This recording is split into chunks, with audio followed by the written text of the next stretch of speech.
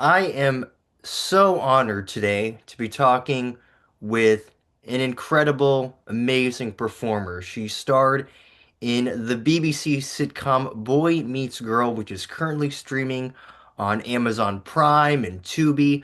I watched it on Tubi, and the show is an absolute delight. It is full of laughs, full of heart. You will absolutely love it. Rebecca Root. Rebecca, it is such an honor to be chatting with you today.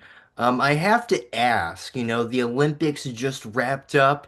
I'm curious, were you able to watch any event? Yeah, well, first of all, Sam, thank you so much for reaching out and for having me on your show. It's a joy to be speaking with you. The Olympics, I really enjoyed the Olympics. I'm not an athlete by any stretch of the imagination. I think the phrase is mild exercise, appropriate for my age. But I love seeing the limits that people push themselves to and then exceeding those limits, and it's really inspiring. So hats off to all of the competitors, but particularly the Brits who did so well in their events. And it's just a joy to watch, really. I mean, I can't even skateboard, let alone do anything else. And you watch the figure skating and they do those flips and the skiing. It's just incredible. Yeah, it's pretty remarkable to watch. Any year it's an Olympic year, it's always such a great viewing experience. Do you have a favorite Olympic event that you like to watch? Um, I loved, I really loved the bobsleigh and the luge and the skeleton because those people are going down that little chute at close to 100 miles an hour, and there's like just an inch or something between them and this hard ice, and that to me is phenomenal. That's the Winter Olympics, and then I love in the Summer Olympics. I love the swimming. I'm in awe of how those people move. The swimming and the diving, everything to do with the water, um, because you're not just moving your body and competing, but you're also having to breathe in an element that isn't our natural element, water. If I'm remembering this correctly, I believe I think it was 2012 that the Summer Olympics were in London, I believe. That's right, they were. Yeah. Yeah, I actually wasn't in the UK at that period, funnily enough. I just had it in my mind that I wanted to get away from London and just sort of not be amongst all of the chaos. I was imagining it was going to be chaos. Suppose I was a little bit more pessimistic then than I am today. And I actually took myself off to a road trip in South America. And I went to Machu Picchu, and I crossed from the west coast, Lima, across Bolivia, Paraguay, Argentina, and then I flew home from Buenos Aires. So it was in a 6 week trip. It was yeah, quite something. And I kind of and then I remember coming back thinking, and everybody was like, "Oh man, the Olympics were amazing. You should have been here." And I kind of felt a twinge of regret that I hadn't been here for that. But then I got to see Machu Picchu. So swings and roundabouts, right? Yeah. Not a bad trade-off at all. Uh, Right. how was your Christmas and holiday season? How was that for you? Yeah, it was good, thank you. My father is elderly now, and on the few occasions that he can visit us, I'll go and drive a couple of hours into the countryside in southern England where I live, and go and pick him up and bring him to one of my sisters who lives not far from me. And she has a bigger house and a better sort of arrangement for accommodating our father. And so, he was able to have Christmas with some family, which was great. It's not a it's a couple of years since my mum died, and we miss her every day, but obviously on the holidays as well. And it feels good to at least have one parent still around that we can spoil and look after. Yes, for sure, for sure. Um, Now I was looking at your Instagram and I saw these drawings that you've made and they are really well done. Wanted to commend you on them. They're Thank you. really nice. Where does the inspiration come from for your drawings? Well, my mum was an artist, and I've never been a sort of a visual artist really, but I've always enjoyed kind of having a go and drawing or scribbling. And my partner and I decided recently to try and do some life drawing classes. And there's a gallery in Hastings, just down the road from where I live, and they do life drawing classes. And we thought we'd go along and give it a go. My partner is a far more accomplished artist than I am, and I just I just enjoyed it. I don't profess to have any huge technical skill, but I think with art, so much of it is what you see and feel and how you can convey that, whether that's actually on paper or in ceramics or in voice, speech, dance, whatever it is. It's an expression of something that you see and feel, and so the life drawing classes feels like a new dimension for me to express my creativity in a way. And it's been really joyful, actually. And you can just lose yourself in it because you're just focusing on what you're seeing right in front of you.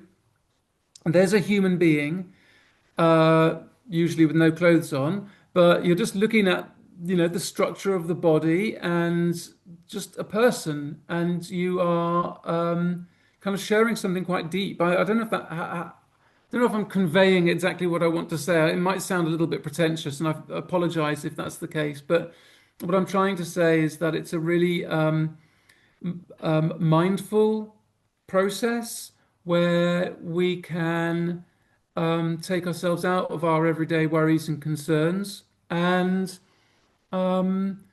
and focus on something that is the here and now. And that's something I'm trying to do in my life, just try to be a bit more present and focused on not worrying about things I can't change and just accepting things for as they are and just getting through each day at a time. Do you have like any favorites of the drawings that you've done? Um, Not off the top of my head, although I did recently put up on the wall. I'm reading a book at the minute about drawing and the processes of drawing, and one of the things that the writer says is to display your artwork. And he says, even if you don't think it's any good, if you display it, you're giving it some value.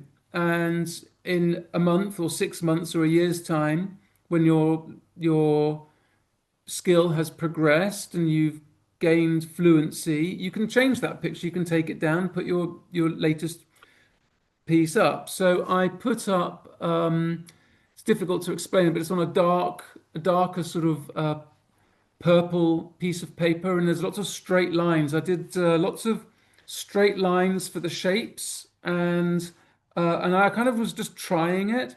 And then the afterwards, the art teacher, the person who was holding the class said, "Oh yeah, that's great. That's how come you said you'd never done this before?" I said, "I haven't." And she said, "But that's a classic exercise. That's what we do in art class, is doing it with straight lines."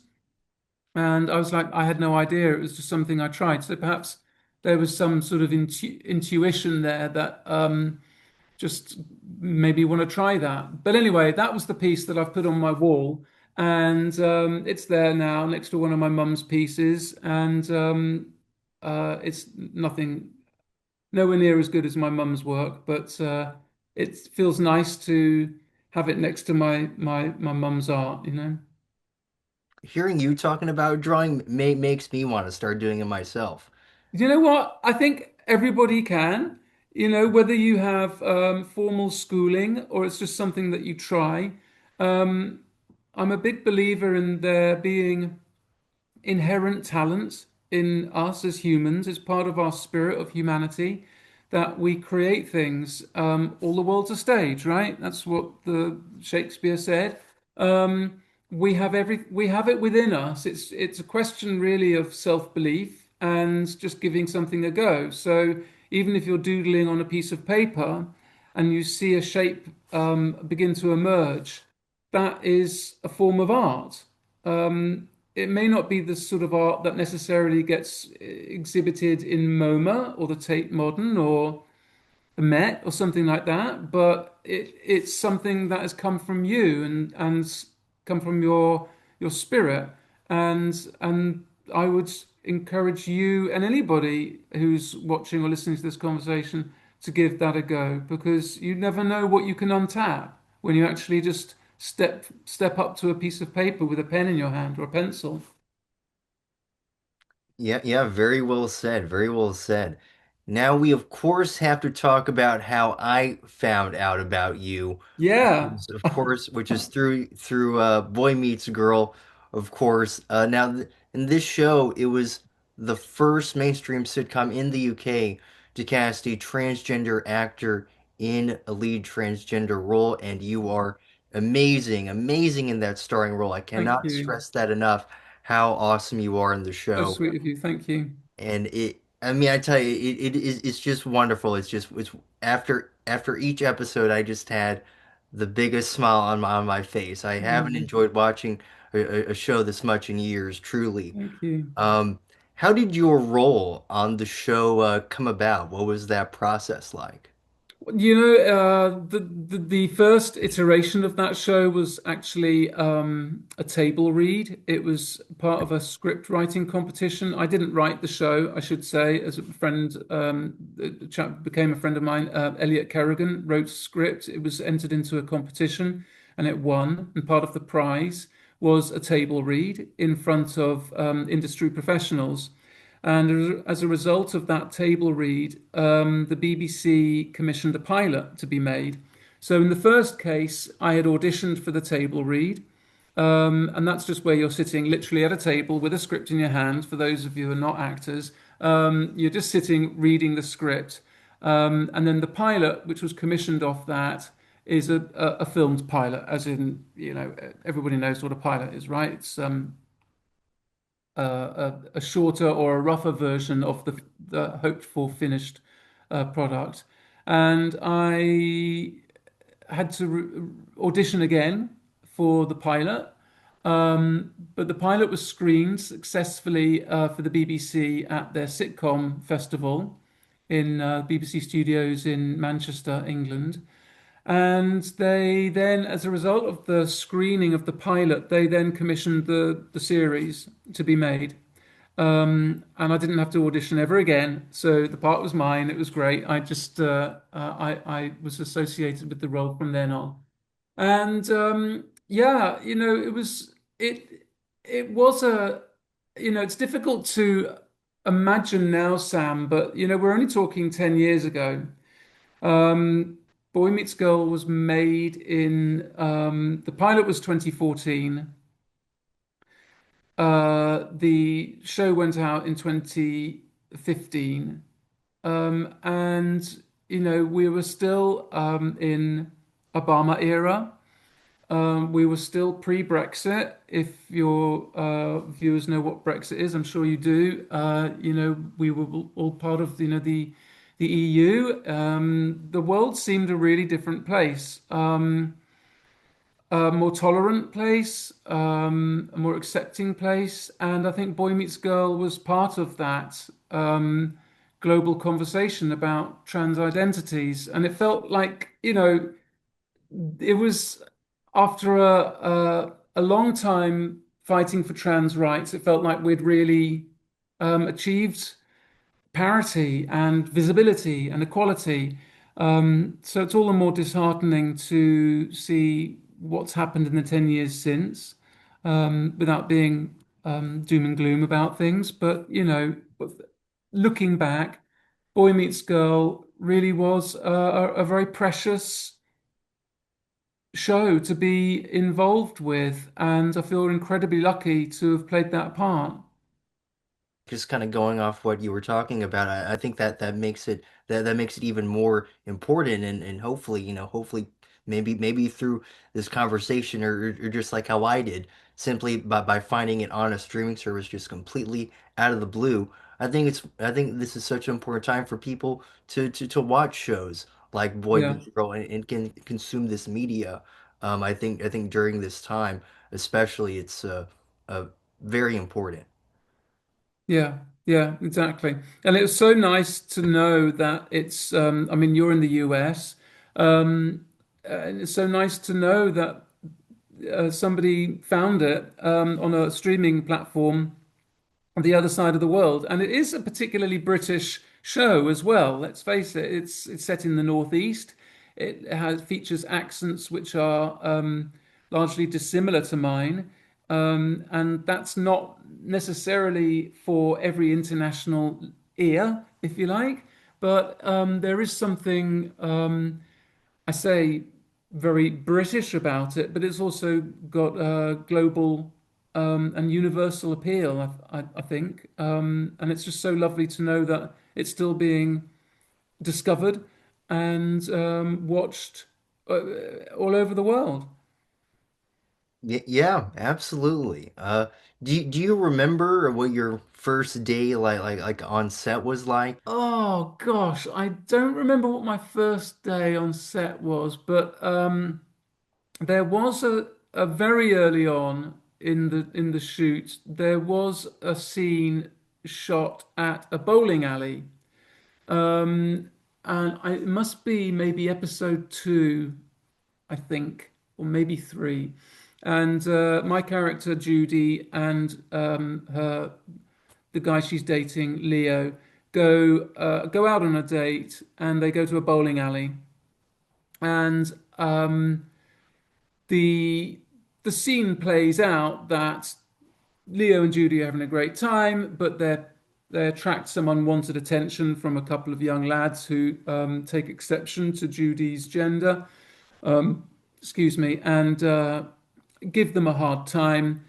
Judy responds in uh, quite a direct fashion, I think is a fair way to say. I don't want to spoil it for people who haven't seen it yet, but it was a great fun scene to shoot, and of course the two lads playing the young kind of unpleasant people were absolutely adorable. They were so nice. It's always the way that the actors playing bad guys are often the sweetest, most charming individuals. But anyway, the fact was we turned up at this location, and I'd never actually bowled a bowling ball before, and I'd never been to a 10-pin bowling alley, and nobody could believe this on the set and the production crew. They're like, "What do you mean you've never bowled a ball?" So the director said, "Let me show you. This is your stance. This is where you hold, how you hold the ball with your fingers in the holes, and you take a run up, and you aim it here and whatever." And I kind of knew the idea because I'd seen it on TV, but I'd never done it. So I took the ball and I said, "So what? You mean I should do something like this?" And I just rolled the ball and I got all of the sticks out. 10 pin strike or whatever you want to call it.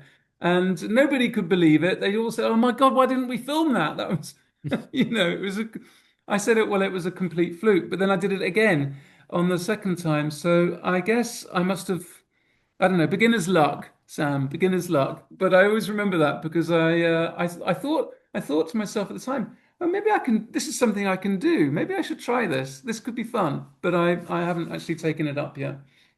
I think you might need to start hitting up the bowling alleys more. Yeah, yeah, Yeah, try and see if you could get a perfect game. right. Yeah, yeah. I mean, the thing is, there was a kind of at least I don't know if this is how it is on every bowling alley, but there was a sort of there's a kind of a faint track on the alley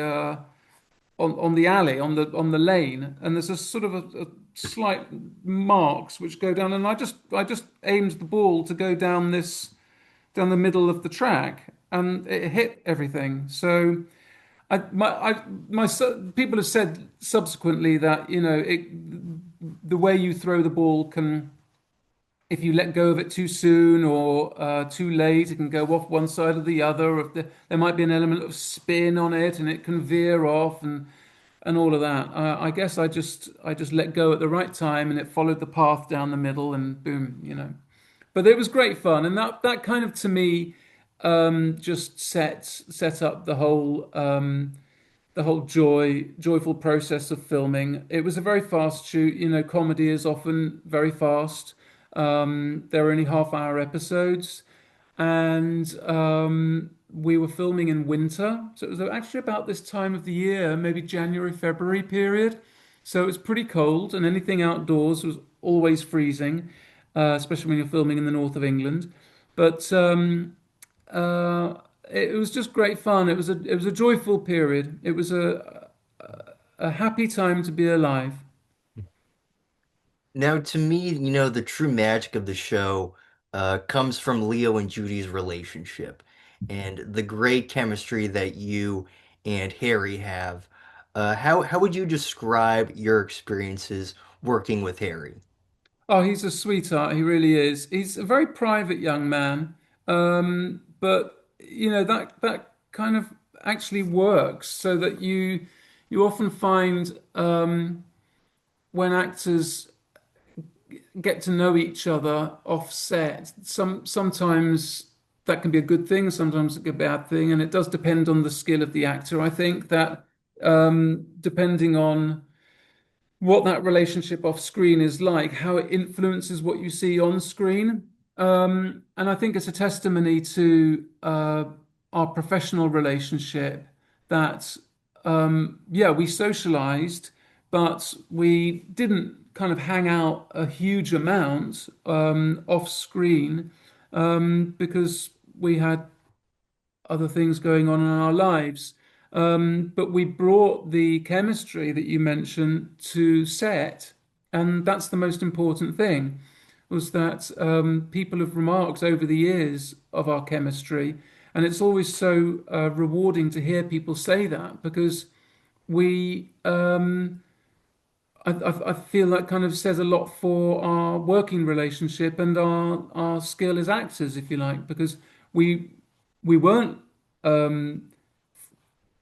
super close off camera, um, and yet we still delivered this love story, which I think it says a lot.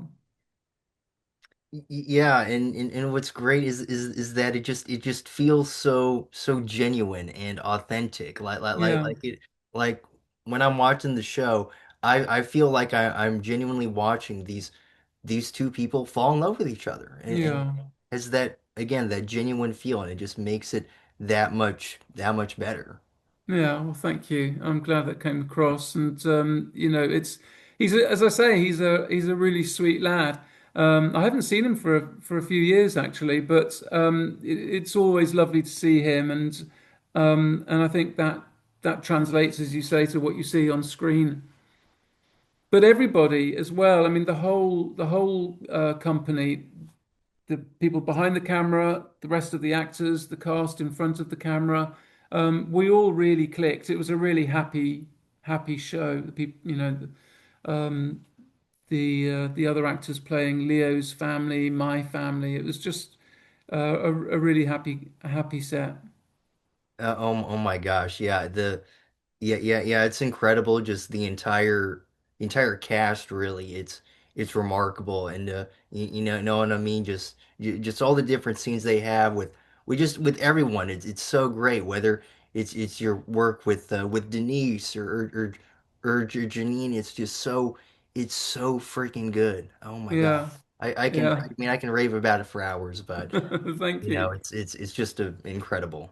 I mean, one of my favorite scenes is the again, it's fairly early on, maybe episode three, perhaps, where Leo and Judy have gone on a date and they've gone to a pub, and they've been rumbled and everybody turns up. The whole family gate crashes their date. So what it was supposed to be a nice, quiet, romantic sort of evening out has been completely gate crashed and overwhelmed by the a Pam and the sister and the mum. It's yeah, great fun. It was a crazy week that we spent a best part of a week filming that episode in one location in a pub. It was quite hard work, but Mm. fun. Now, when the show was on air, you actually received letters from people saying that the show helped them come out or open the door for conversation. What did it mean to you to receive that feedback and know that you're a part of something that's really putting some good out into the world? It's an incredible privilege, Sam, really to as one's job through one's job to make a difference, no matter how small, in someone else's life. And actors first and foremost are entertainers, right? We hope to entertain. That's supposed to be our job. People pay good money to go to the theatre or go to the movies, or they pay their subs for streaming services, and they want to be entertained in return. That's the deal, right? But because actors are visible and their work is visible, that sometimes gives them a platform, and that platform can sometimes be abused, and sometimes it's used for good. And as a result, especially as I'm trans and the story dealt with sometimes difficult conversations, um, it felt really a great privilege to be approached by people who said, "I saw your show. It helped me. It unlocked something for me in my mind. It helped me make some decisions. It helped me talk to my parents. It helped me talk to, um, my work or partners." And what a privilege that is. That's not a given at all for an actor. So I felt that it was really a responsibility and a huge privilege to be in that position, to be able to maybe give people some guidance or light, And I continued that ethos to today in having this conversation. I don't know who's going to see this conversation. They might stumble across your channel, they might follow you, subscribe to your channel, or they might just find it by accident, but something that is said in our conversation today might help change somebody's perspective of something. So I feel that that's a huge privilege and a huge responsibility as well, and I'm really grateful for it. I'm really curious about this question. If there had been a third season of Boy Meets Girl, what do what would you have liked to have happened in that Oh, third season? oh, do you know? I wish we'd had a third season. We were so gutted, all of us. We were so disappointed that we didn't get a third season. It, I feel that there was room for more than just a third, but a fourth, fifth, maybe a sixth. But certainly in the third, I wanted to see Judy and Leo navigating life and going through things like uh, buying a house together, or talking about maybe children and what are the what does that landscape look like for people who either who are trans or they're not able to have children biologically. So what is the adoption landscape like? What is the legislation around that? I think there was so much room for further conversation and comedy around that. And at some point, it would have been amazing to have had a child in that family as well. It's such a shame. And I keep wishing that somebody would say, let's make a Christmas special, a one-off TV movie, or, let's make a third season. Let's do it 10 years later. How are Judy and Leo today, in today's climate? You know, bearing in mind what I said at the beginning of our conversation, that the world felt a very different place 10 years ago to what it is today. And wouldn't that be interesting to see how they are in 2026? You never know. Maybe the gods of entertainment are listening down on us, and they'll say, you know what, let's do that. You don't know, but it's nice to daydream, isn't it? There's nothing more that I would love than a third season, movie, really anything continuing the story because I tell you, I think it's a crime that there are only two seasons. I, Oh, I, yeah, I think there's just so much potential for more stories with Leo, Judy, the families. There's so much more that could be done. And I yeah, remember when I watched the second season wrapped up, I was like, no, this is it. No, there has yeah, to be more.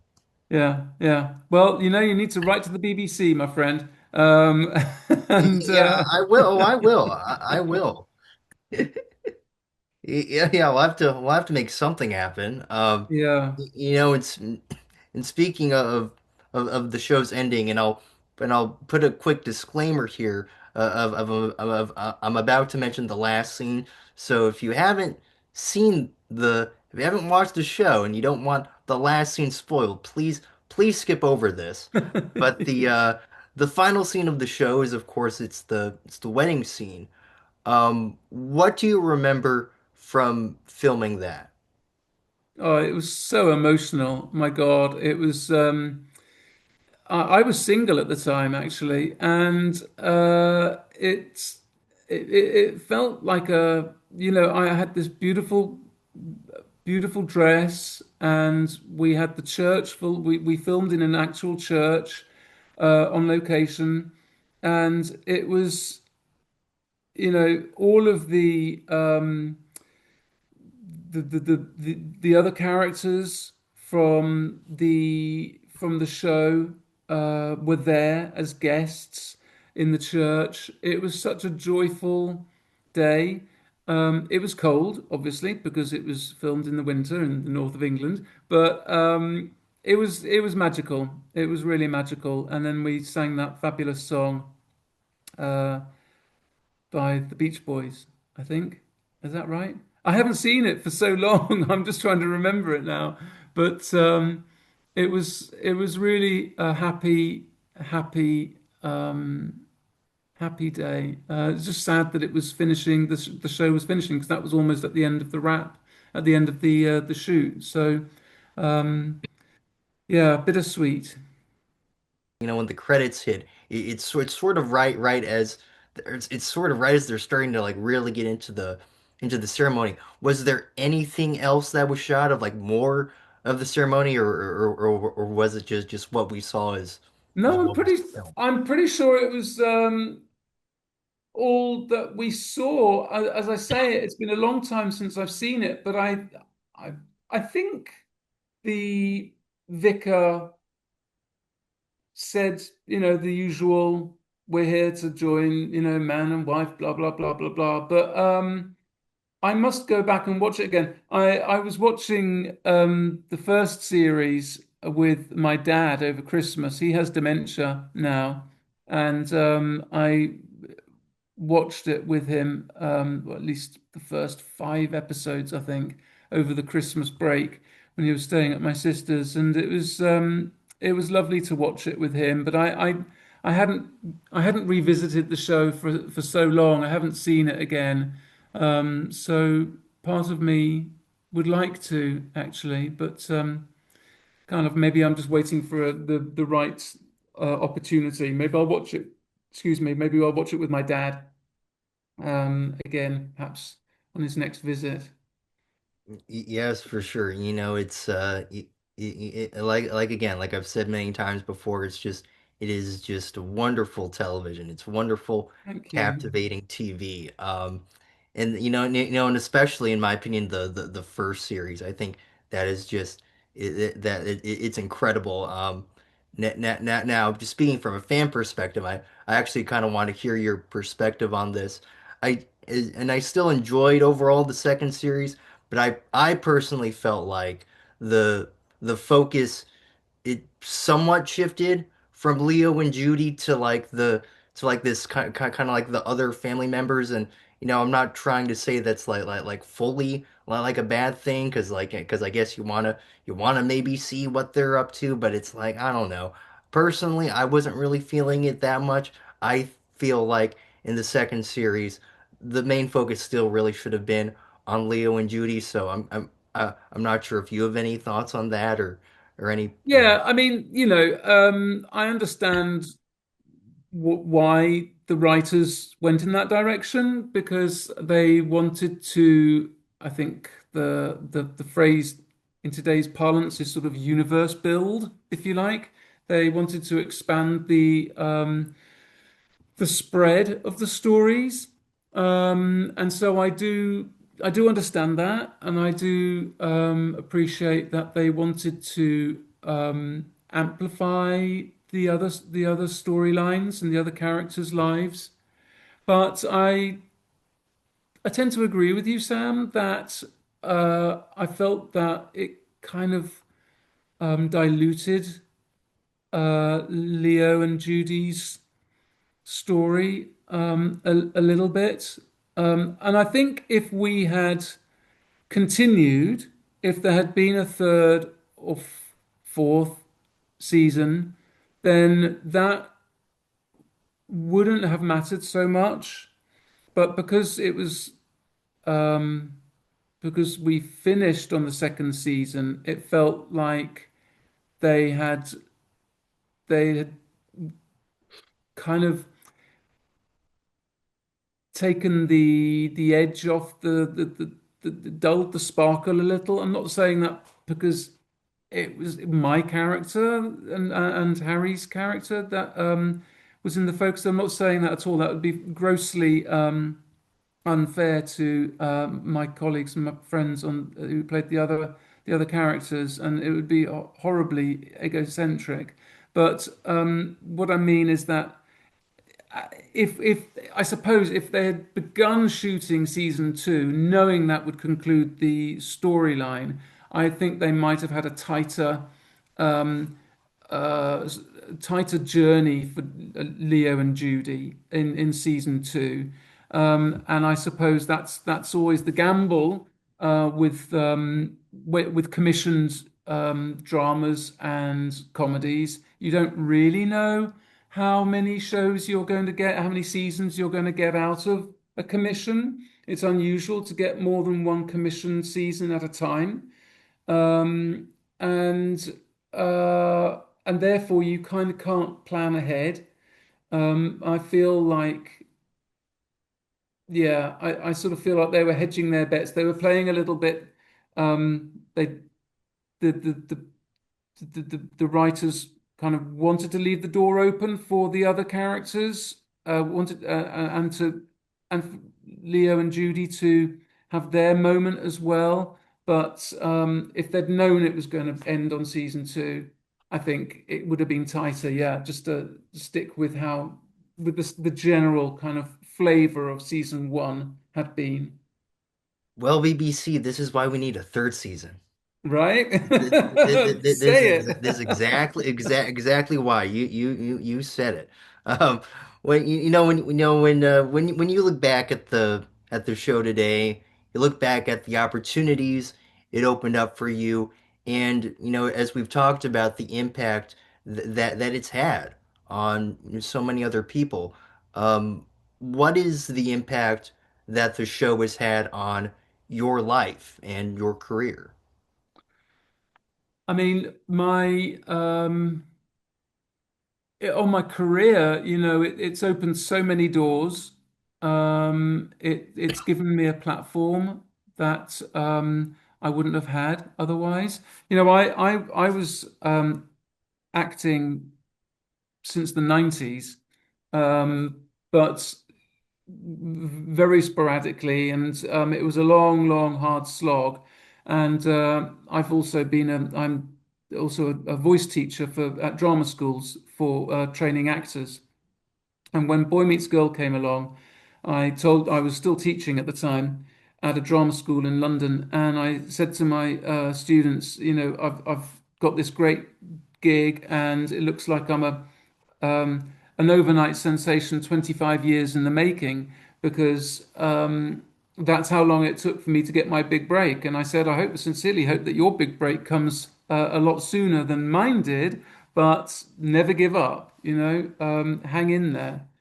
Certainly, Boy Meets Girl opened, as I say, a lot of doors, gave me a wonderful introduction to so many great creatives.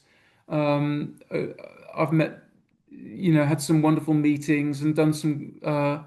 I've been very lucky to have some great jobs since then, and personally, it just enriched me as an actor. Um, we always say that we get better through practice, and when you are lucky enough to be working, you are practicing your craft, you are doing what you love, and you're always learning, whatever you do. But for me as an actor, I felt like this was an opportunity for me to learn from other actors of far greater experience and skill than I, and for me to try and just up my game. And since then, I've worked with Joaquin Phoenix, Jake Gyllenhaal. Um, I think of some of the Eddie Redmayne, some of the actors that I've worked with have been extraordinary, and I put that largely down to the confidence I gained through Boy Meets Girl, because that gave me, I learned so much. The opportunity to be in a lead role, um, day in, day out, um, finding a shorthand with your fellow creatives, your director, um, you know, um, just a great opportunity. And I hope that I can sort of continue that in future work. It's awesome. It's awesome. Around the time actually of the first series, you appeared on the game show Celebrity Mastermind, and Yeah, you won, which is awesome. yeah. What was that experience like? Oh my goodness. That was, I mean, have you seen Mastermind? Do you know what the premise of the quiz show is? To be perfectly honest, I've never really watched it. I just saw it like pop up on your social media. Yeah, so Mastermind is basically a kind of a one-to-one quiz show where there are four contestants and they take it in turns to sit in a under a spotlight opposite a quiz master who grills them at rapid fire questions on round one, a specialized subject of their choice, and round two, general knowledge. And it's been running for 40 plus years, maybe 50 years on the BBC. And they have a celebrity edition, which I was in.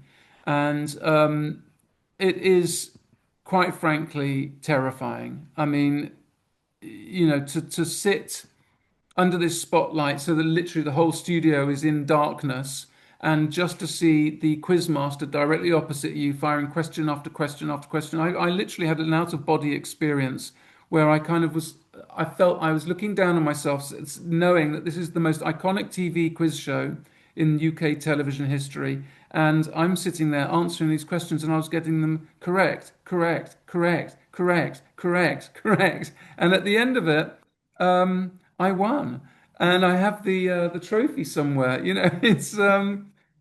It was such a crazy thing to be part of, but a wonderful, amazing experience. Absolutely amazing. Would I do it again? I don't know, but I'd like to think maybe I would. I, like I was never particularly good at exams or tests, but if you know a subject and you know the facts and you can fire them back as quickly as they come at you, that's intensely satisfying, let me tell you. And it was actually, with that in mind, it was actually great fun because I knew all the answers. I was lucky. Well, that's fantastic. That is, I mean, that's so cool. I mean, not everyone can say that they've won on a game show, and you've done that. That's Yeah. pretty awesome. Yeah. Yeah. The prize money went to a charity of our choice. So I chose to support a benevolent fund for out of work and injured actors. Which is a really great charity here in the UK called the Actors Trust, to help people who are kind of on hard times, which happens a lot, unfortunately, in our industry. Well, that makes it even better that your win actually was not only great for you personally, but ends up again putting some good out into the world. Yeah, That's fantastic. yeah. I also see that you've done a lot of voiceover work. What have been some of your favorite projects that you've been able to be a part of when it comes to your voice work? Oh gosh. I mean, anything on the radio. I love Radio 4. BBC Radio 4 is the gold standard for me of voice work. And to do a Radio 4 play, I was in a play called 1977 about a composer called Angela Morley, who was a trans woman in the 1970s when to be a trans woman was extremely unusual. And she wrote the theme, the score. She scored the animated film Watership Down from 1977, 78. But it was a wonderful piece of writing, and I loved it. And I mean, the great thing about doing radio is that I mean, listening to radio, you're just using your imagination, no visuals, just your ears. And then acting radio, you don't learn the lines. You have the script in your hand, and it's easier said than done because when you turn the page, you have to make sure you don't make a noise as the paper turns over because you're just going to, otherwise, the sound of the paper turning the script is going to be picked up by the mic. So it's a whole different skill, and all the sound effects, opening doors and going up and down stairs and things like that. There's a studio with a door that's just standing there in a frame, and you open it and close it, and it sounds like you've come in, and you'll be on one side of a fake wall to sound like you're in a different room, all that kind of thing. It's fabulous, great fun, and I absolutely loved that. And then the other thing I did for radio was I voiced a short story as part of a series called The Hotel, which was a series of short stories some years ago now, about 5 years ago. But my story, it was about a haunted hotel. And I think it's still on the BBC website actually. So maybe internationally people can even still hear that. But it was the last thing I heard with my mum before she died, and we listened to it together. Just a couple of months before she died. So it's always is. Is kind of always reminds me of that time when she wasn't very well, but we sat and listened to this radio thing I'd done together, and it was actually the episode was called Mother, and it was about the narrator's relationship with her mother. So it always kind of reminds me of that time. Anyway, yeah, but yes, I love voice work is great fun, great fun. Are there any future projects you have coming up? There is something in the summer which I can't really talk about publicly just yet. So maybe when it's announced, I'll come back on. But it is a job that will be coming up in the summer for shall we say a major streaming platform. I'm probably allowed to say that. So you know, it's going to be an exciting project to be part of, and I'm looking forward to that very much. But in the meantime, I'm teaching. I'm back at drama school, teaching voice and speech for training actors. So the next generation of actors that you see on your screens and stages, hopefully, will have some voice training from the other string on my bow. You know. Hey, right on, right on. Last question here. What is the biggest piece of advice that you have for aspiring actors? Well, probably. You know, it's funny being a teacher at drama school now because the things I'm thinking of off the top of my head, the things that I will say were given to me at drama school when I was training as an actor 35 odd years ago. Um, One, um, read read the text, know your stories, know the characters, read the script, make sure you understand everything that your character is saying. That's kind of it sounds so obvious, but so many young actors just read the speeches that they're preparing for auditions, or they just read their scene and they kind of don't get the bigger picture. So read the script, know your character. Um, but the thing I would say mostly, and not just to new actors and young aspiring actors, but to all actors, and I have to tell myself this sometimes, just to never give up. My movement teacher at drama school, the one wonderful character by the name of Ivor Megiddo, he'd been working in Broadway in the West End in the 1950s and 60s on some of the OG big musicals, and he was teaching in the 80s, and he said, whatever you do, just never give up. Hold on to your dream. Be resilient, dig deep, and keep going. Keep the faith. And as I said before, you know, Boy Meets Girl came 25 years after I graduated from drama school. That's a quarter of a century of not giving up. I've had some, you know, a pretty fallow patch in the last couple of years since the downturn in the industry, since the various strikes of a couple of years ago in the US, which had a huge impact in the industry in the UK.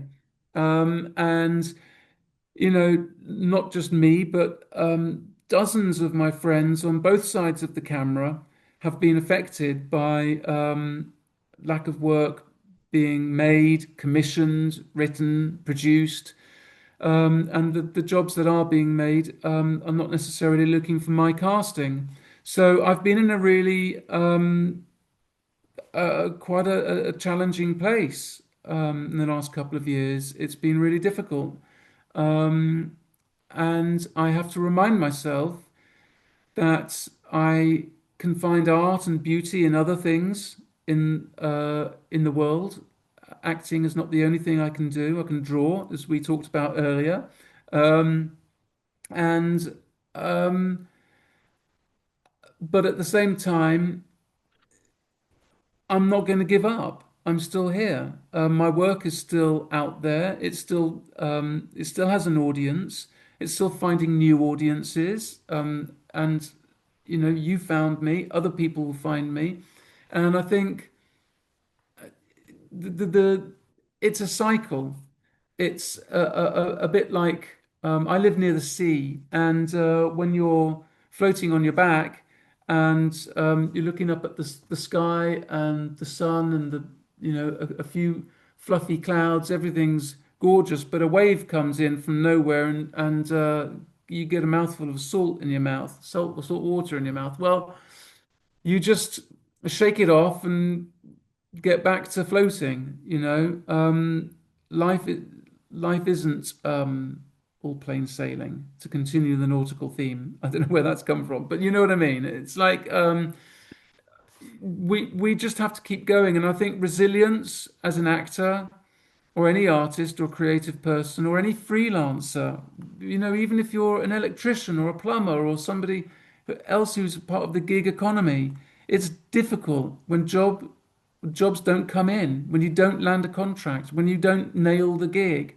It's really, really tough because then you start to feel like you're getting rejection after rejection and you're feeling insecure about yourself and your craft and your job. And you've got to hold it together and you've got to keep going. So I go back to what Evil Megiddo told me in the 1980s: never give up, keep the faith, and I'm going to keep on floating.